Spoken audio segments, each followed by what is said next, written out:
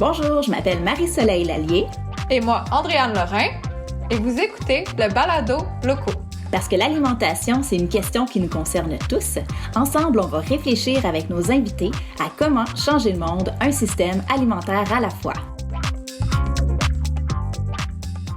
Aujourd'hui, on est vraiment contente de vous présenter une femme qui est, moi, je trouve vraiment très inspirante. Elle porte à peu près 92 millions de chapeaux. Elle est fermière de famille, épicière de famille. Elle est agronome de formation. Elle est aussi conférencière. Elle se définit comme une citoyenne écoféministe engagée. Et elle est aussi la maman de 2 beaux enfants.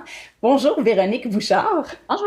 Donc aujourd'hui, si on t'a invité, c'est notamment entre autres du livre que tu as fait paraître l'automne passé, qui est en anti-livre de recettes, Comment cuisiner sans recette. Donc tu nous expliquais que c'était un peu une façon de voir comment est-ce qu'on peut réinventer la manière dont on prépare puis on consomme nos aliments. Puis on se demandait avec la quantité de chapeaux que tu portes, en fait, d'où vient l'idée ou la motivation ou l'énergie en fait d'écrire un livre comme ça. En étant fermière de famille depuis 16 ans déjà, à chaque semaine, il faut que j'écrive à mes abonnés pour leur donner des nouvelles de la ferme, leur parler du contenu du panier. Puis, je dois aussi à chaque semaine fournir des recettes ou des trucs pour savoir comment cuisiner, apprêter les légumes. Puis c'est comme ça que je me suis rendu compte que pour une bonne partie de nos abonnés, le manque de connaissances pour pouvoir manger de saison puis être capable de cuisiner à partir de ce qui est disponible au lieu de suivre des recettes était peut-être un frein important à faire des changements. Je m'explique, les gens ont souvent la volonté de faire des changements, veulent manger plus local, plus de saison. Puis c'est vraiment au niveau de qu'est-ce que je fais avec le panier, comment je nourris ma famille à partir de ces légumes qui sont pas toujours des légumes qu'on connaît ou comment être capable de suivre une recette, mais j'ai pas tous les ingrédients. Donc, c'est comme ça que m'est venue l'idée de dire, OK, je pense qu'il faudrait avoir un livre ou une façon que les gens développent leur connaissance, leur confiance et leur créativité pour être capable de cuisiner à partir de ce qui est disponible. Bon, moi, c'est sûr que c'est dans un contexte aussi où je suis fermière de famille, donc de légumes bio, mais aussi, on l'a vu avec la pandémie. Nous, on l'a vu à notre épicerie, il y a des jours où on manquait des œufs, du tofu. On a manqué des ingrédients vraiment de base. Donc, on est obligé d'un peu accompagner nos clients pour leur dire, OK, on n'a pas d'œufs là en ce moment, mais tu sais, c'est quoi que tu voulais cuisiner? Peut-être que tu pourrais utiliser de la graine de lin ou une banane écrasée. Fait que je pense que c'est d'autant plus important dans un contexte là, de changement climatique où on nous annonce qu'il va y avoir de plus en plus d'événements climatiques extrêmes, d'autres pandémies et les bris d'approvisionnement qu'on a connus durant la crise de la COVID, ça risque d'être de plus en plus fréquent, d'où l'importance là, de développer nos aptitudes, nos habiletés pour faire face à ces changements-là, puis développer là, individuellement et collectivement notre résilience alimentaire, là, notre capacité à faire face à des perturbations. J'ai une question de base tout de suite parce qu'on en parle vraiment beaucoup dans ton livre. Pour toi, c'est quoi une résilience alimentaire? Le terme résilience, c'est un terme qui est issu de la physique. En fait, c'est la capacité d'un matériau, d'un métaux à résister au choc. Puis après ça, le concept de résilience a été extrapolé en psychologie puis dans plein d'autres sphères de la science. Finalement, c'est cette capacité d'un système à résister au choc. Donc, on parle de résilience alimentaire. C'est la capacité là, de pouvoir continuer à se nourrir adéquatement, sainement, en bonne quantité, en bonne qualité, malgré d'éventuelles perturbations. Puis moi, je crois beaucoup que la résilience de nos systèmes alimentaires passe aussi par la solidarité. Les liens solidaires qu'on a entre les producteurs et les mangeurs, les producteurs entre eux. Puis je trouve que le concept de fermier de famille, d'abonnement au panier bio solidaire est un bel exemple. On a des liens solidaires entre des abonnés et une ferme directement qui nourrit ces abonnés-là. Et aussi, au niveau du réseau des fermiers de famille, on a une solidarité entre les fermiers. De sorte que c'est arrivé dans les années dernières, une ferme est affectée par la grêle. C'est des événements climatiques vraiment très précis. Toutes les autres fermes du réseau se sont jointes pour fournir des légumes, pour continuer à approvisionner les abonnés, puis permettre à cette ferme-là de passer là, le coup difficile de la grêle. Là, c'est atroce là, pour un maraîcher. C'est le pire cauchemar. Là. La grêle, ça peut charcuter un champ au complet là, en l'espace de quelques minutes. C'est des pertes énormes, mais le fait d'avoir ces réseaux solidaires-là, on se sent comme ensemble plus fort, puis capable de faire face à des perturbations puis à des événements climatiques extrêmes, finalement. Dans le fond, il semble y avoir une grande solidarité entre, justement, les fermiers de famille, entre les abonnés puis les fermiers. Est-ce que vous sentez aussi un grand support de la part, peut-être, de la réglementation ou plus des institutions publiques, ou c'est encore considéré peut-être plus marginal dans le modèle ou dans le paysage agricole présentement? Si on parle des institutions publiques, là, on parle du ministère de l'Agriculture ou de la financière agricole, c'est assez paradoxal parce que, avec la ferme aux petits oignons, on a gagné des concours, on a gagné le prix de la relève du MAPAC. Puis on a gagné aussi le prix Tournez-vous vers l'excellence de la financière agricole. Puis il y a plusieurs autres entreprises de l'ACAP, la coopérative pour l'agriculture de proximité ou du réseau des fermiers de famille, qui ont gagné ces concours-là. Donc, on se retrouve souvent sur la page couverture du plan d'action du MAPAC, mais dans les politiques ou quand on parle aux dirigeants, autant au niveau MAPAC, de la financière agricole, là, tout d'un coup, on est une agriculture marginale, de niche, de créneau. On aime présenter l'image de nos entreprises à la population comme étant l'agriculture du Québec. C'est beau, une petite ferme bio, ça paraît bien pour l'image de l'agriculture du Québec, mais quand vient le temps de soutenir une forme d'agriculture, malheureusement, on se tient encore beaucoup de l'agriculture à l'exportation, l'agriculture qui permet d'avoir une balance commerciale positive, mais qui n'est pas nécessairement l'agriculture qui nourrit les Québécois et Québécoises. C'est un peu ça, dans le fond, que tu dis dans ton livre, dans les moyens que tu nommes pour augmenter notre résilience, tu dis, il faut augmenter la population agricole. Ça veut dire qu'il faut avoir plus d'agriculteurs, augmenter l'agriculture nourricière, puis augmenter les circuits courts. Fait que c'est vraiment ce type de modèle-là que vous poussez de l'avant, puis que vous pensez qu'on doit multiplier. C'est certain. On parle beaucoup en ce moment d'autonomie alimentaire. Moi, j'aime bien ramener le concept de résilience. On pourrait être autonome avec de très grandes fermes, plus type monoculture, plus élevage et culture industrielle. Et si une entreprise doit fournir des milliers et des milliers de personnes et cette entreprise-là subit de la grêle, une maladie, parce qu'il y a des maladies dans les élevages, à ce moment-là, on n'est pas nécessairement résilient. Puis j'aime bien rappeler aussi que le rôle d'une agriculture de proximité basée sur plusieurs petites fermes joue des rôles de résilience, entre autres, mais des rôles aussi d'occupation du territoire, de dynamisation aussi du milieu rural. L'agriculture a eu au Québec un rôle très important dans l'économie, dans le dynamisme des communautés rurales. Et puis là, avec l'agrandissement des fermes, la diminution du nombre d'agriculteurs, il y a certaines régions agricoles où l'école a fermé, la station-service a fermé, le dépanneur ou l'épicerie a fermé. Donc, il y a aussi toute une perte de services qui vient avec des fermes de plus en plus grosses. Donc, il faut reconnaître aussi tous les rôles de l'agriculture. Oui, il y a l'agriculture qui doit nourrir. Puis, il faut sortir aussi de ce biais culturel-là où on cherche au Québec à payer toujours le moins cher possible pour notre alimentation. Alors qu'on est une société riche, qui a les moyens. C'est vrai qu'il y a toujours une frange de la population qui vont être en situation d'insécurité alimentaire, mais on devrait plutôt avoir des mesures ciblées pour ces personnes-là, mais que le reste de la population accepte de payer le juste prix, ou du moins que le consommateur soit cohérent avec son discours citoyen. On a souvent, la même personne qui va exiger du bien-être animal, la réduction des pesticides, qui va réclamer beaucoup de choses, mais arriver à l'épicerie dans son rôle de consommateur, va chercher le plus bas prix possible. Donc, je pense qu'il y a tout un rôle aussi collectivement et les instances gouvernementales aussi devraient valoriser notre agriculture pour que les gens soient prêts à payer le prix que ça vaut, le bien-être animal, la protection de l'environnement. Il y a un travail à faire à différents niveaux, mais culturellement, je pense qu'il y a un changement important qui doit être fait. Les gens sont capables de se payer des voitures de luxe, les gens sont capables de se payer des abonnements, des Netflix et Spotify, mais quand vient le temps de s'abonner à un panier bio, ça coûte cher. Effectivement. T'avais-tu une autre question, toi, Andréane?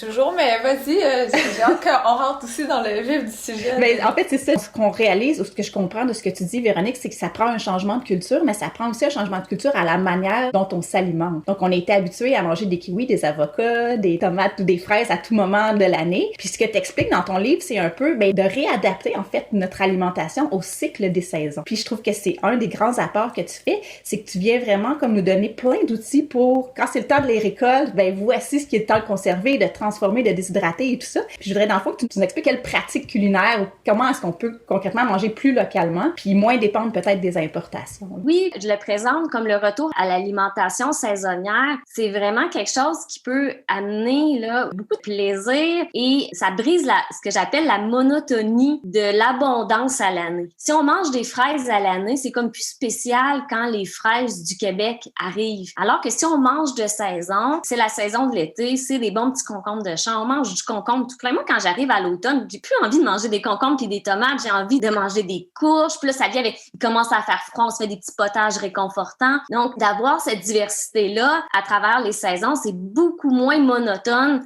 que de manger la même chose à l'année. Souvent, je donne l'exemple des couleurs au Québec. Quand c'est l'automne, puis les arbres changent de couleur, c'est magnifique. Mais probablement que si nos arbres étaient colorés comme ça à l'année, on finirait par ne plus les voir. Donc, d'avoir cette alternance-là entre l'été, la neige, les couleurs, le petit vert du printemps, on peut avoir aussi le même émerveillement gustatif à travers les saisons. Puis, en faire aussi des activités rassembleuses, saisonnières. Au lieu de le voir comme une corvée individuelle, je m'identifie beaucoup au mouvement féministe féministe, écoféministe, puis tu sais, je veux pas mettre de pression sur aucune femme. Tu sais, désormais, il faut absolument faire nos conserves, mais on peut aussi le faire, gars et filles, ensemble, entre amis, en famille, puis en faire des activités aussi où, au lieu d'aller passer ton samedi au centre d'achat, tu passes ton samedi entre amis à faire tes conserves de tomates ou à faire ton pesto. Puis c'est une façon aussi, je le présente, de le faire ensemble, d'apprendre, parce que ça peut être intimidant si on n'a jamais fait de conserve, si on n'a jamais fait son pesto, puis savoir comment le congeler, ben de le faire entre amis. On peut échanger des trucs aussi. Ah, moi, je le congèle, mon pesto, dans des bacs à glaçons. Ah, moi, je le congèle dans des petits pots. Puis on peut échanger comme ça sur différentes techniques. Puis, tu sais, dans le livre, je présente aussi tous les procédés qui sont intéressants pour la transformation. Moi, j'adore la congélation.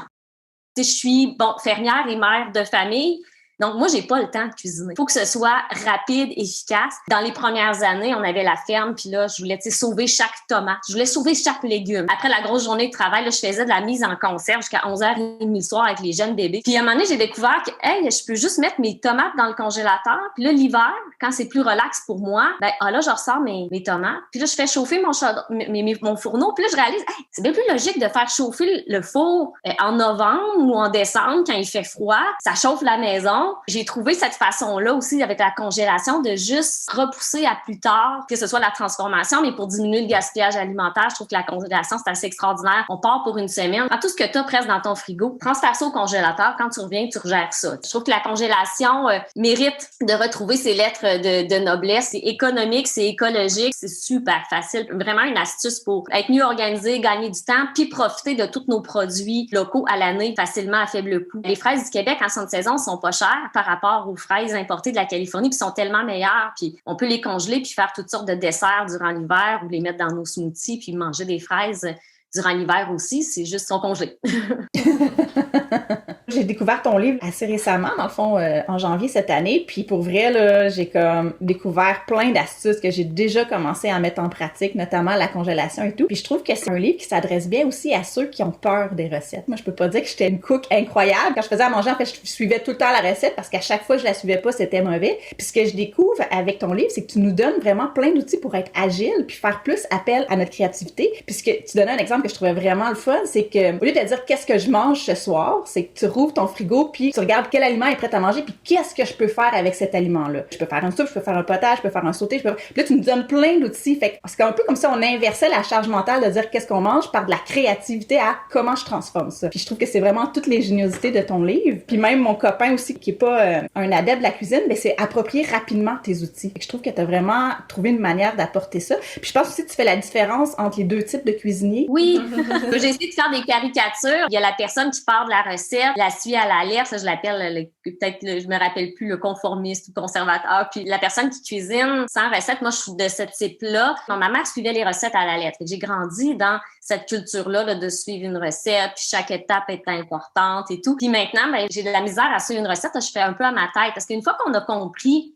les principes de base, on comprend comment on peut modifier les recettes, puis on n'est plus obligé de les suivre à la lettre. On peut déjà, quand on a fait souvent plusieurs recettes, dire « Ah, ça m'a l'air trop sucré, là, je vais en mettre un petit peu moins. » Là, tu goûtes ton mélange à muffin, tu dis « c'est bien assez sucré comme ça. » Fait qu'on peut changer les ingrédients, mais tu sais, ce que tu dis par rapport aux gens qui sont intimidés, tu sais, par le fait de cuisiner sans recette, ou même par le fait de cuisiner. Tu sais, je me suis beaucoup intéressée quand j'ai pensé au concept du livre à pourquoi certaines personnes ont absolument besoin de la recette. Pourquoi d'autres personnes sont capables justement d'ouvrir le frigo puis de faire avec qu'est-ce qu'il y a. Puis j'en revenais souvent à c'est soit un manque de confiance, de connaissance ou de créativité aussi. Je fais le parallèle. Moi, j'ai étudié en musique. J'ai appris la musique classique avec des partitions. Puis c'est drôle parce qu'autant que je cuisine sans recette, autant j'ai bien de la misère à faire d'improvisation parce que je suis comme un peu pris dans mon carcan de la partition. Fait que tu sais, ça me permet de un peu comprendre ceux qui sont pris dans le carcan de la recette. Puis ce qui est paradoxal, c'est qu'au Québec, on cuisine de moins en moins. Puis il y a de plus en plus d'émissions, de blogs, de magazines de cuisine. Mais quand on regarde toutes ces émissions-là, c'est un peu comme les magazines de mode. J'aime bien faire le parallèle avec l'image corporelle positive. C'est sûr que quand tu regardes des magazines de mode avec des photos retouchées Instagram, c'est très difficile après ça de se regarder dans le miroir en tant que femme ou homme maintenant, là, puis de dire « OK,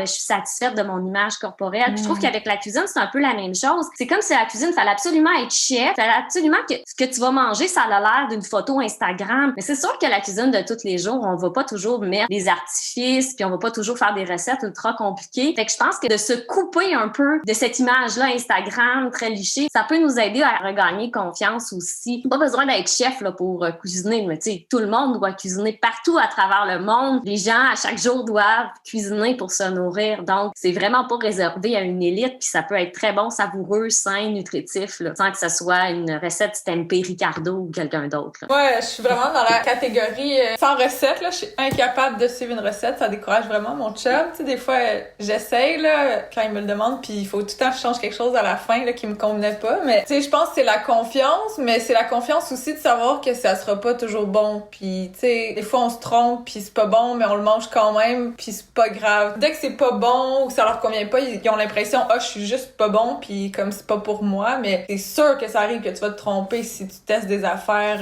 intuitivement, là, ça peut pas toujours être bon, là. Il y a ça aussi de se dire, des fois, ça sera pas bon, mais c'est pas super grave, puis d'autres fois, ça va être exquis, fait qu'il faut juste en profiter. Des fois, même, ça peut faire partie d'un running gag par la suite, tu sais, la fois où t'as mis du sel au lieu du sucre dans ta recette ou vice-versa. Tout le monde en rit, puis finalement, ça devient drôle, puis ça devient une anecdote qui réhumanise, en fait, l'alimentation, puis la cuisine et tout ça. Ben, c'est vrai que, tu sais, quand on parlait de changement de culture, de sortir de cette culture de la performance-là qui parasite plusieurs sphères de la société, puis les médias sociaux exacerbent beaucoup ça parce qu'on va mettre des belles photos, on va mettre des belles images. Puis ce qu'on met sur les médias sociaux, c'est les succès de nos entreprises, mais tous les échecs de nos entreprises, on n'en parle pas, c'est tabou, alors que finalement, quand on s'intéresse un peu, tu sais, aux sciences de la gestion, ben, tous les entrepreneurs ont vécu des échecs. Au niveau individuel, on vit tous des échecs. Tu sais, on a beau regarder nos amis avec toutes leurs photos, qu'ils ont l'air heureux en couple, mais tu sais, les couples se chicanent toutes, là, tu sais, avec cette culture-là aussi de tout est parfait, c'est faux. Puis c'est vrai aussi en cuisine, même quand on va au restaurant. Moi, ça m'arrive de commander un plat au restaurant puis de pas aimer ça, je trouve ça trop salé ou j'aime pas la cuisson. Fait que même au restaurant, ça arrive parce que finalement, on a tous des goûts différents puis ben, c'est des humains qui préparent. N'importe qui peut échapper à la salière dans le plat, là. Fait que c'est vrai que ça peut nous arriver comme ça peut arriver à tout le monde, même les chefs charismatiques qu'on voit à la télé sur les médias sociaux. Comme ça se peut que ton topinambour soit pas bon la première fois que tu l'as cuisiné puis que ça va s'améliorer la deuxième puis s'améliorer la troisième puis c'est correct, là. Tu sais, c'est pas grave. C'est une forme d'apprentissage aussi. À un moment donné, il faut se lancer. Là, l'expérimentation, c'est une méthode d'apprentissage aussi. Là, c'est sûr que je valorise beaucoup de s'intéresser aux principes de base d'une recette. T'sais, comme j'explique dans le livre, au lieu de prendre une recette sur Internet, parce que je consulte énormément de recettes. Je le dis dans le livre aussi, je veux pas que personne se mette à faire des bûchers pour brûler leur livre de recettes ou qu'ils se mettent à me hashtaguer. J'ai fait ça sans recette. T'sais, moi-même, je consulte beaucoup de recettes, mais c'est la façon de lire les recettes qui est différente. Je veux faire, je sais pas, une quiche, je vais regarder 3-4 recettes de quiche sur Internet. Là, je vais comprendre un peu que, d'habitude, une quiche, ça va être entre 4 et 6 œufs. T'sais, si j'en ai juste 4, je peux quand même faire la recette. Que des fois, ils mettent un peu de lait, des fois, ils en mettent pas. J'imagine que ça dépend si les autres ingrédients contiennent de l'eau aussi. Fait que là, en analysant, comme ça, on comprend le rôle de chaque ingrédient, les principes de base. Puis une fois qu'on a compris ça, puis qu'on en a fait quelques fois des quiches, après ça, on n'a plus besoin de recettes. Et tu dis aussi qu'il faut goûter. Avant de mettre un ingrédient, tu goûtes avant, tu goûtes après pour faire que ton cerveau comprenne en fait qu'est-ce que ça a comme impact. Tout à fait, parce que comme je disais, les goûts sont personnels. Puis on pourrait suivre une recette à la lettre puis trouver que bon, c'est trop sucré, c'est trop salé, qu'il y a trop de telle épice. On n'est pas obligé après ça, si on la refait cette recette-là, de la refaire de la même façon. On peut ajuster, puis on peut ajuster avant la cuisson ou durant la préparation, puis aller graduellement avec chacun des ingrédients puis goûter pour que finalement, tu sais, le but quand on fait de la nourriture, c'est que ça nous plaise à nous. Puis ça se peut que ce qui nous plaît, c'est pas ce que la recette dit, ça va être autre chose. Fait que assurément, goûter, c'est vraiment quelque chose d'important. Puis de se faire confiance aussi. Finalement, c'est nous qui va manger ce plat-là. Fait que c'est super important que ça nous plaise ou que ça plaise aux gens avec nous. Fait qu'on peut inviter les autres à goûter durant la préparation. Tu sais, tu parles de différentes recettes, mais tu parles aussi d'astuces pour conserver et transformer nos aliments, puis comment placer notre frigidaire. Puis ça a l'air niaiseux, mais j'avais jamais, moi, réfléchi à comment placer les choses. Puis tu fais aussi la distinction entre les aliments climatériques et non climatériques. Est-ce que tu peux nous débroussailler ça un peu? Oui, ça, c'est dans les fruits et légumes. Puis en fait, c'est la capacité d'un fruit à continuer à mûrir après avoir été cueilli. C'est moi aussi, j'ai appris en écrivant le livre, tu sais, je me suis documentée. Puis bon, je connaissais beaucoup le légume parce que bon, à la ferme, on connaît bien le légume. légumes, puis on connaît aussi l'interaction parce qu'on vend des pommes de verger bio. Nous, malheureusement, on n'est pas dans une région où les pommes poussent facilement, mais dans les Basses-Laurentides, il y a des vergers bio. Puis quand on entrepose nos pommes, on sait qu'il faut pas les mettre avec les carottes ou le panais parce qu'avec cette famille de légumes-là, l'éthylène va stimuler le développement d'un composé qui donne un goût amer. Il y a certains fruits ou légumes qui vont répondre aussi à l'éthylène. Ça va soit les aider à continuer à mûrir ou faire en sorte qu'ils vont passer le stade de mûrissement, dépérir ou développer d'autres problèmes comme le goût amer. Mais le fait aussi, semble-t-il, de mettre des pommes avec des pommes de terre, ça empêcherait la germination. Fait que toutes ces interactions-là, si on les connaît pas puis qu'on met dans notre tiroir des pommes puis des carottes, ben les carottes, ça peut pas prendre très longtemps, une couple de jours puis ils vont goûter amer. Avec ces genres de détails super importants pour contrer le gaspillage alimentaire. Puis ça, quand on parlait des freins au changement, on parle toujours du prix du bio, puis le prix du local. Oui, mais c'est plus cher. Et quand on réalise qu'au Canada, on gaspille près de 60% des aliments, c'est là qu'il faut aller chercher les économies. Et que si on diminue le gaspillage alimentaire, on fait des économies qu'on peut après ça investir dans des meilleurs choix alimentaires. Fait que je pense que le gaspillage, c'est vraiment là qu'il faut aller. Au lieu de vouloir chercher des aliments au plus bas prix, il faut vraiment combattre le gaspillage alimentaire pour faire en sorte qu'on va avoir les moyens de se payer des aliments qui sont éco-responsables. Tu sais, le fait de bien mettre les aliments au bon endroit dans le frigo et de faire attention de ne pas mettre ensemble des fruits et légumes qui ne doivent pas aller ensemble. J'ai appris des choses comme l'ananas. Tu peux pas espérer qu'il mûrisse chez vous, ça veut dire que ça mûrira jamais. Tu sais, s'il a pas été cueilli mûr, c'est fait. Tu sais, il va rester amer. Puis tu sais, ça m'est déjà arrivé, tu sais, d'espérer devant un ananas bio que j'avais acheté. Puis, finalement, à un moment donné, il y avait de la mousse, puis il était pas mûr, puis il y avait de la mousse. Fait qu'il a juste probablement été cueilli pas au bon stade. Puis tu sais, l'organisation du frigo, moi, je mettais souvent ma pinte de lait dans la porte, mais c'est vraiment pas là qu'il faut mettre le lait si on va être sûr de le garder puis de pas en perdre. Tu sais, souvent faire le tour de son frigo, faire ça faudrait le passer, le ramener en avant pour y penser, c'est des tout petits détails. Puis une fois qu'on a intégré ça, c'est un peu comme une fois qu'on s'est mis à faire du compost, on a changé l'habitude, c'est fait, on revient plus en arrière là. Fait que c'est juste d'en prendre conscience, puis c'est des tout petits changements qui peuvent faire une grosse différence sur un budget alimentaire au final, là, sur une année. Oui, tout à fait, tout à fait. J'aimais aussi beaucoup le fait, parce que tu donnes tellement d'outils dans ce livre-là, pour vrai, moi, je trouve ça incroyable. Ouais, c'est fou comment il y a beaucoup de contenu, là, c'est incroyable, là. Puis c'est bien vulgarisé, puis comme tu dis, tu nous fais pas tomber dans le piège non plus de l'image Instagram, c'est toutes des superbes illustrations, des dessins qui sont pas du tout intimidantes. T'as aussi quelques photos des maraîchers, puis des personnes derrière ça. Un autre outil que je trouve vraiment intéressant, c'est ton calendrier de locavore. Fait que tu prends mois par mois, comme en temps normal, qu'est-ce que tu devrais faire en janvier, en février et en mars pour profiter au maximum de la saison. Qu'est-ce qu'on doit consommer, transformer, conserver et tout. Puis je trouve que c'est vraiment un bel outil. Est-ce que c'est quelque chose que tu as développé au fil du temps en étant justement fermière de famille ou c'est quelque chose que ta mère t'a donné ou que c'est quelque chose que tu as développé en écrivant le livre? C'est en écrivant le livre. En fait, c'est une suggestion de David aux éditions Éco-Société. Il disait, ça serait le fun. Alors, c'est vraiment une bonne idée, ça. Fait que oui, j'ai embarqué dans cette idée-là. Puis c'est drôle parce que c'est quelque chose que je mets en place dans mon entreprise, d'avoir des calendriers pour se libérer la charge mentale aussi. T'sais, au lieu de tout le temps penser c'est vrai, il faudrait que je m'abonne à mon panier. C'est vrai, il va falloir que je commande mes fraises. Alors que quand c'est écrit à quelque part, après ça, on fait juste suivre le calendrier. Fait que, nous, on le fait, par exemple, à ce temps-ci de l'année, va falloir désinfecter notre matériel de serre. Et si tout est écrit, ça évite que quelqu'un ait cette charge-là dans la tête à penser oui, c'est vrai, il faut faire ci, il faut faire ça. Le calendrier locavore, c'est vraiment un exemple proposé pour que chaque personne se fasse son propre calendrier. Là. Dépendamment, quelqu'un fait un jardin, il fait pas de jardin. Il y a des choses à mettre dans le calendrier ou pas, mais ça peut permettre aussi de répartir les bonnes intentions. Tu sais, faire ça en janvier, ça peut être une bonne chose au lieu de dire la résolution, je vais faire ci ou ça. Mais c'est de dire je vais juste planifier, puis je vais me mettre des objectifs en se donnant aussi la chance de ne pas tout réaliser. Ça permet là de libérer la charge mentale, puis de se donner des petits objectifs là, pour changer nos habitudes. Puis ce que je donne aussi comme exemple avec la calendrier locavore, j'ai aussi de faire un registre de transformation pour planifier à chaque année. C'est quelque chose que j'ai intégré, ça fait déjà un moment. On se rappellera pas, rendu en janvier l'année d'après, combien on avait congelé de fraises. J'ai eu l'année d'avant. Fait que là, si on a manqué ou on a eu trop de fraises, si on sait la quantité initiale qu'on avait congelée ou de fraises qu'on avait achetées, là, on va être capable d'ajuster pour l'année d'après pour éviter là d'en manquer ou d'en avoir trop. Fait que ça aussi, c'est un truc pour éviter le gaspillage puis libérer la charge mentale. Faut que tu te rappelles combien une crête de fraises tu avais acheté acheté ou combien de sacs tu avais mis au congélateur. Là. C'est non nécessaire de s'encombrer le cerveau avec ces informations-là. Fait que tenir un petit registre, ça, c'est tout simple, puis ça aide à faire une meilleure planification. Tu sais, d'un point de vue philosophique, je trouve que ça va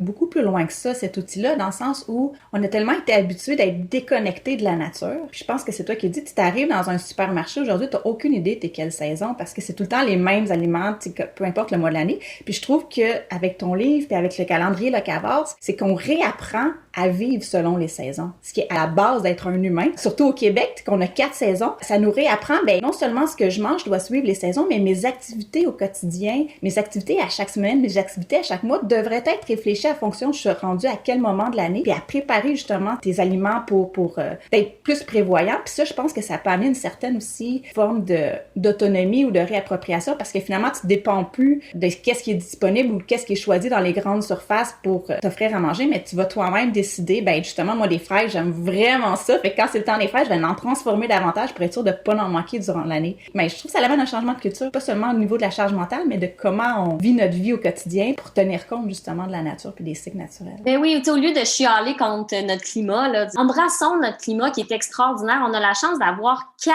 belles saisons avec une alternance d'activités. Moi, j'adore l'hiver, là. C'est incroyable la quantité d'activités qu'on peut faire l'hiver, le ski, la raquette. J'adore la glissade. Il y a plein d'activités qu'on peut faire, mais aussi l'alimentation. Moi, j'ai découvert la chicorée en hiver, là. Ça a l'air d'une grosse laitue romaine. C'est dans la même famille, mais c'est plutôt dans la famille plus proche de l'endive, là, et des chicorées. Fait que ça a un petit goût légèrement amer, mais ça se conserve pendant des mois en chambre froide. J'adore cette laitue croquante en hiver. Puis pour moi, quand la chicorée arrive là au mois d'octobre, novembre, j'adore. Je capote, j'en mange tout l'hiver. L'été, j'ai pas le goût de manger ça du tout, là. L'été, je vais être les mesclun, la roquette, autre chose. Mais le fait de varier, d'alterner, on se tanne jamais parce que quand on finit par commencer à se tanner d'un aliment, oups, on change de saison. Puis les gens me le disent, les abonnés de panier année après année, quand ils découvrent l'alimentation saisonnière, ils sont tellement contents. Puis ils me le disent souvent, de se sentir plus connecté avec notre terroir, de se sentir plus connecté avec nos saisons, d'adapter notre mode de vie aussi. C'est toutes des choses que quand les gens découvrent ça ou redécouvrent ça, il y a un sentiment de bien-être, là, puis très peu de retour en arrière. Tu donnais même l'exemple, puis ça, j'avais jamais pensé à ça, mais le bol de crudité, ça sera pas le même bol selon que t'es au printemps, à l'automne, en hiver ou en été, puis je crime, c'est de base, là, mais j'avais jamais réalisé que ça serait normal que ce soit des crudités différentes à chaque saison. Tout à fait, puis j'aime bien les recettes aussi. Je présente la soupe tonkinoise, le rouleau de printemps ou le pokéball. C'est un principe aussi, un peu comme les crudités, c'est qu'on met des légumes de saison, là, soit coupés en julienne, en fines rondelles, râpés. On peut aussi jouer avec les textures. La carotte, un des rares légumes qu'on va manger à l'année, parce qu'on a de la petite carotte d'été en été, mais on est capable de bien la conserver puis qu'elle soit savoureuse jusqu'en juin. Mais tu sais, de varier les textures, ça peut faire comme toute la différence, de varier les couleurs. Puis tu sais, dans ces recettes-là, moi, de la façon dont je mange ça à la maison, parce que mes enfants ont pas toujours les mêmes goûts, puis ça, c'est une façon aussi d'adapter au goût de chacun. Je mets tous ces légumes-là de saison sur la table, puis chacun fait son rouleau de printemps, son pokéball ou sa soupe tonkinoise. Chacun remplit son bol avec les légumes. Moi, l'important, mes enfants, c'est qu'ils mangent des légumes, là. Lequel, dans quel ordre, mélangé ou tout seul, avec de la vinaigrette ou pas, c'est pas grave. Puis c'est ce qu'on propose aussi dans le guide alimentaire canadien, c'est de commencer par les fruits et légumes, puis après ça, on compense avec les autres aliments, le protéiné, les céréales et tout. Fait que dans ces recettes-là, ce qui est le fun, c'est que justement, tu sais, le rouleau de printemps, je peux en faire à l'année, puis ce sera jamais les mêmes légumes. La même chose pour la soupe tonkinoise ou le pokéball. D'une saison à l'autre, c'est la même recette, mais je peux la faire à l'année, puis elle goûte jamais. J'ai jamais eu 2 versions pareilles de ces recettes-là. Puis dans ces recettes-là aussi, ce que j'aime de présenter, c'est de manger autrement. Parce que j'ai entendu aussi que les femmes ont arrêté un peu de cuisiner, un peu dans l'élan du mouvement féministe, de se libérer en fait de ce fardeau-là qui incombait aux femmes. Et il y a des femmes qui m'ont dit, étant mère de féministes, n'ont pas appris à cuisiner parce que c'était comme un statement féministe de dire, toi, ma fille, t'es pas obligée de cuisiner. Si tu veux pas cuisiner, cuisine pas. Fait que, tu sais, je pense que c'est important aussi de se réapproprier la cuisine, mais sans se réapproprier le fardeau aussi l'étiquette du recevoir, là, de placer les fourchettes à bonne place, de faire un plan de table, puis ouvrir la bouteille de vin qui nous a apporté ou pas. on peut se libérer de tout ce carcan-là, là, de la bobonne des années 50, puis apprendre à cuisiner, puis recevoir autrement. Tu sais, je propose dans le livre aussi, au lieu de cuisiner pour la visite, faites-la arriver plus tôt, là, à 5 heures, prends un petit verre de vin, puis on cuisine ensemble. Tu sais, tout le monde met les mains à la pâte, que ce soit des sushis, des rouleaux de printemps ou le pokéball, mais ça fait que chacun fait son bol. Fait qu'il y a juste une préparation de légumes qu'on met sur la table, puis chacun, après ça, pendant le repas, peut faire sa propre assiette selon ses goûts, puis ça enlève toute une charge là, de préparation. Rouler des rouleaux de printemps pour tout le monde versus laisser les gens se le faire, on n'est pas du tout dans le même genre de projet là. Ceci dit, on a hâte de sortir du COVID pour pouvoir repiger les mains dans le même plat là. On n'est pas encore rendu là, mais c'est le genre de repas que moi j'aime bien. Les ingrédients sur la table, puis chacun se prépare son truc. Nous, on a une question qui revient vraiment souvent des clients. Tu sais, c'est de savoir pourquoi justement tout ce qu'on produit au Québec, on l'a pas nécessairement en tout temps du Québec. Puis j'aimerais savoir, toi, là, quand tu distribues tes légumes, est-ce que c'est 100% à travers les paniers de famille, puis tu t'adaptes les portions et tout, ou l'été, il y a un surplus, puis là, tu vas vers d'autres méthodes? Tu sais, comment ça se passe pour gérer tes légumes, tes aliments, ils s'en vont où, comment, quand? Ben, des fois, on a quelques surplus, puis c'est ça qui est beau du réseau de paniers de famille, c'est qu'au lieu d'aller vendre à des distributeurs, c'est que souvent, on va se vendre entre nous à l'intérieur du réseau. Donc, on sait que ça a été produit dans des entreprises similaires, très diversifiées, parce qu'on sait maintenant que c'est pas juste d'être certifié bio, là. Il y a différentes sortes de bio, là. Il y a du bio, des conventionnels qui ont maintenant 3-4 champs puis qui font du bio. C'est certifié, mais on n'est pas dans tout à fait les mêmes valeurs écologiques et solidaires. On s'assure de maintenir ce lien direct-là aussi entre producteurs et consommateurs. Et de sorte que nous, à la ferme, on produit une très grande diversité de légumes, une soixantaine. Fait que l'été, c'est très, très rare qu'on a besoin d'acheter certains produits, mais on va acheter des fruits qu'on produit pas. On produit juste du melon, de la cerise de terre. Donc, on achète des fraises d'une ferme, c'est toujours la même à chaque année, une ferme bio qui est dans les Basses-Laurentides. Puis là, une nouvelle entreprise tout proche aussi, la Récolte de la Rouge, qui a commencé à produire des fraises. Ouais. Des fois, il y a un petit peu de surplus puis on réussit à en avoir, mais sinon, eux autres ils vendent directement.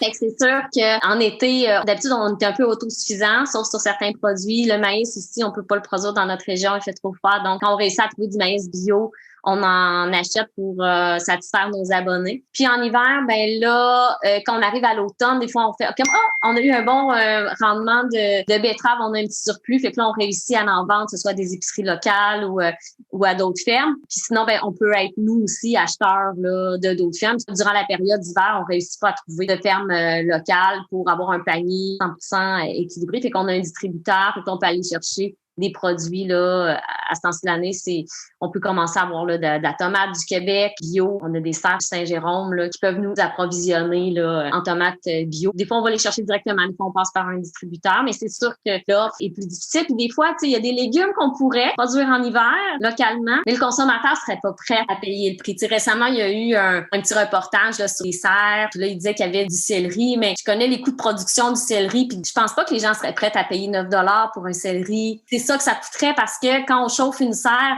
de moins 20 à plus 5, c'est quand même 25 degrés, là. Ça coûte très cher. Donc, on peut pas avoir des prix compétitifs. Fait que oui, c'est possible de le produire, mais le consommateur, on sait déjà qu'il sera pas prêt à payer le prix ou qu'il va falloir l'expliquer à chacun des clients. Puis ça va être une discussion interminable pour arriver à vendre au juste prix. Donc, il y a certains produits qu'on calcule nos coûts puis on se dit, ben non, à ce prix-là, ça vaut pas la peine. Pour ça, j'aime mieux, c'est donner des trucs, accompagner les gens à manger de saison puis découvrir le céleri rare au lieu de espérer avoir du céleri du Québec produit en serre à l'année. Puis, tu sais, les produits de serre du Québec, s'ils sont disponibles aussi, il faut être conscient que c'est un luxe. Fait que peut-être, au lieu de manger des tomates à tous les jours comme en été, ben on se dit, OK, on en achète, mais moins, puis plus à l'occasion. C'est la fin de semaine, on se fait un petit souper, puis on va s'acheter une tomate de serre du Québec. Il faut réaliser aussi que ça prend beaucoup plus d'énergie les produire en hiver. Donc, il faut reconnaître le caractère précieux, particulier de ces aliments-là. Tout comme les aliments importés. Tu sais, à chaque fois qu'on mange du chocolat, on devrait se dire quelle chance on a de pouvoir manger du chocolat. C'est un produit qui vient de loin, qui subit beaucoup de transformations. Puis ça se peut qu'avec les changements climatiques, on nous annonce que peut-être que la production de cacao sera plus possible, là, parce que dans les zones où c'est produit, en tout cas, il va y avoir des bouleversements climatiques. Il faut être vraiment conscient du caractère précieux de ces aliments-là. Mais là, je pense qu'on est dans une culture où le gaspillage alimentaire montre à quel point on ne reconnaît pas la valeur du travail et des ressources qui sont nécessaires pour produire chaque aliment. Et je pense que la valorisation est un des éléments clés aussi pour contrer contrer le gaspillage. Les infolettes qu'on envoie régulièrement aux abonnés, quand ils réalisent tout le travail, ils voient les photos de nous dans le champ désherbé à quatre pattes, puis qu'on leur explique tout le cycle de production, prennent conscience de la valeur, puis ils veulent pas gaspiller un seul morceau de légumes de leur panier bio. Ça, c'est quelque chose que les gens nous disent. Je veux jamais gaspiller vos légumes, fait que je me force pour transformer en bouillon ou en soupe pour être sûr de rien perdre. Je pense que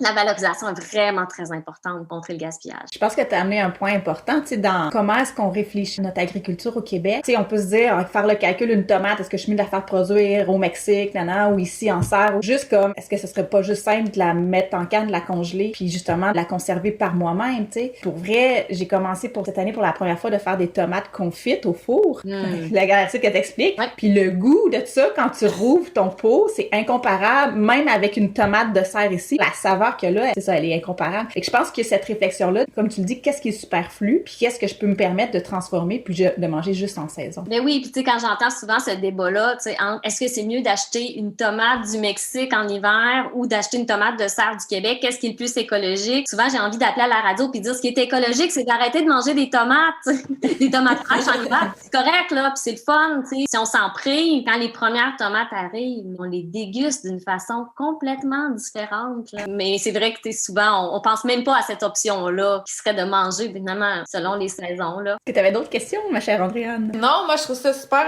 complet, là. On fait vraiment le tour de ça, puis des défis, puis des limites aussi que ça a, là. Fait que, non, c'est super intéressant. Je demanderais juste comme, où est-ce qu'on peut trouver les paniers de famille, le livre? Oui, ben c'est ça, on parlait là, du réseau des fermiers de famille. C'est super facile de se trouver un fermier de famille. Maintenant, au Québec, notre site web du réseau fermierdefamille.com permet là, de trouver qui est le fermier de famille qui distribue le plus proche de chez soi. Ce qui est le fun dans le réseau aussi, c'est qu'il n'y a pas de compétition. Un client m'appelle et me dit qu'il habite à Saint-Jérôme. Moi, mon point de chute le plus proche, c'est Saint-Sauveur. Je vais tout de suite le référer à une ferme qui est à Saint-Jérôme, qui est dans le même réseau. Fait que très facile là, pour trouver un fermier de famille à fermierdefamille.com. Ben nous, notre ferme, on fait partie du réseau, fait que les gens peuvent nous trouver autant sur fermierdefamille.com que sur notre site web direct là, aux petitsoignons.bio. Sur notre site, là, il y a le portail qui va vers la ferme. Puis on a aussi notre marché bistrot, qui est une petite épicerie fermière avec un volet transformation, très accessible aussi pour ça. Puis pour ce qui est du livre Cuisiner sans recette, nous, on le vend à la ferme au marché bistrot, mais il se trouve aussi dans votre librairie de quartier éco-société, bien distribué dans toutes les librairies à grandeur du Québec. Et mais aussi, le livre est sorti en Europe, donc il se retrouve dans les librairies européennes. Pour l'instant, seulement en français. S'il y a des éditeurs anglophones qui nous écoutent... Peut-être que le livre sortira en anglais prochainement. Wow, génial. On est super content de l'avoir chez Loco depuis peu, puis tout le monde l'apprécie vraiment beaucoup, là. Super. Est-ce que vous avez passé par du média pour les... Ouais. Il vient d'en sortir un, là, qui est plus un essai, là, qui est pas dans les guides pratiques, mais sur le gaspillage alimentaire, comment contrer le gaspillage alimentaire. Je me le suis pas encore procuré, mais ça risque aussi d'être un ajout intéressant. Moi, je pense que je vais le commander aussi pour notre épicerie, parce que je pense que c'est vraiment important de sensibiliser, conscientiser, outiller les gens à cette lutte contre le gaspillage. Les statistiques sont honteuses. C'est vraiment honteux de gaspiller autant de nourriture, là. Ouais, puis après de faire le parallèle que les gens veulent payer le moins cher possible, mais ils voient pas ça comme tout ce qu'ils perdent juste en n'ayant pas optimisé leurs recettes puis leur cuisine, là. Fait que... Tout à fait, tu sais, avec le livre aussi, moi, c'est super important d'avoir une approche positive, constructive aussi, parce que, tu sais, moi-même, j'ai été une indignée, puis à un moment donné, je sentais, tu sais, que je m'abreuvais d'informations qui alimentaient plus la colère que l'action. Je vois aussi au niveau des citoyens aussi, il faut éviter toute approche culpabilisante, tu sais, il faut plutôt proposer les solutions, puis les proposer d'une façon aussi où ça a l'air agréable, accessible et positive, parce que souvent, on présente, tu sais, avec la crise climatique ou la pandémie, c'est un fléau, c'est une crise, ça implique des sacrifices. Fait que de montrer des solutions positives, là, c'est vraiment la façon, je trouve, qui fonctionne le mieux pour amener des changements concrets. Parce que on peut bien conscientiser les gens, mais si après ça, ils savent pas, tu sais, comme tous ces gens qui veulent s'abonner à un panier bio, mais qui savent pas comment cuisiner les légumes, mais si on les aide, on les accompagne. Puis, tu sais, je pense que des épiceries, les gens voulaient bien, tu sais, de réduire les déchets, mais ça a pris la création d'épiceries qui offrent cette alternative-là. parce que si on propose pas l'alternative, les gens pourront pas faire le changement. Fait que, tu sais, ça prend des petites épiceries de quartier indépendantes. Tu sais, quand je parle de résilience alimentaire, ça prend des petites fermes, ça prend des cuisines collectives. Il y a plusieurs acteurs et projets là, individuels et collectifs qui sont nécessaires pour que les alternatives soient disponibles, connues, accessibles, puis permettent aux gens de pouvoir passer à l'action, puis de pas juste se sentir démunis, écrasés par le poids de l'avenir là, qui est peu reluisant. Fait que ça, c'est un risque après ça de désengagement, d'inaction. De toute façon, c'est foutu d'avance. Fait qu'aussi bien continuer comme on fait. Puis, On sort de ça en passant à l'action souvent, justement, puis en faisant un geste concret, on tombe dans le positif puis dans la solution. Là. Ouais, puis tu sais, souvent les gens disent mais comment tu fais, tu sais, avoir une ferme, les conférences, les formations que tu donnes, puis écrire un livre. Très égoïstement, j'ai pas le choix. Il faut que moi, je canalise mon indignation dans quelque chose de positif. Fait que, tu sais, je le fais aussi pour mon bien-être personnel, pour être dans des énergies positives puis dans l'action. Sinon, je serais juste une indignée fâchée puis ça serait mauvais pour ma santé. En tout cas, je pense que tu as vraiment visé dans le mille avec ton livre. Pour vrai, moi, je le conseille vraiment à tout le monde. C'est un outil émancipateur. Ça nous réapprend à bien s'alimenter selon les saisons. Ça se fait de manière super positive, vraiment pas culpabilisatrice. Puis il y a vraiment tellement d'idées, d'astuces inspirantes. Si vous n'avez pas de livre de recettes, vous avez toujours eu peur d'en avoir un, c'est le livre à acheter. Puis si vous en avez beaucoup, puis vous avez envie, dans le fond, de découvrir une autre approche qui est peut-être plus libératrice dans la manière d'aborder l'alimentation, je vous le conseille aussi. Là. En tout cas, pour moi puis ma famille, ça a vraiment fait une grosse différence. Un immense merci, Véronique. Ah, ça fait tellement plaisir d'entendre ça. C'était ça l'objectif et que je sens que c'est un peu mission accomplie. Merci beaucoup. Merci à toutes vous autres, puis continuez votre excellent travail que vous faites à Montréal. Puis là, maintenant, avec vos podcasts, le rayonnement, j'imagine, va dépasser beaucoup la région. Fait que bravo, félicitations à tout ce que vous faites vous aussi. Parfait. Merci. Je pense qu'on est beaucoup à vouloir un nouveau système alimentaire. Fait qu'on va travailler ensemble. Génial. Au plaisir. Au plaisir. Bye bye. Bye.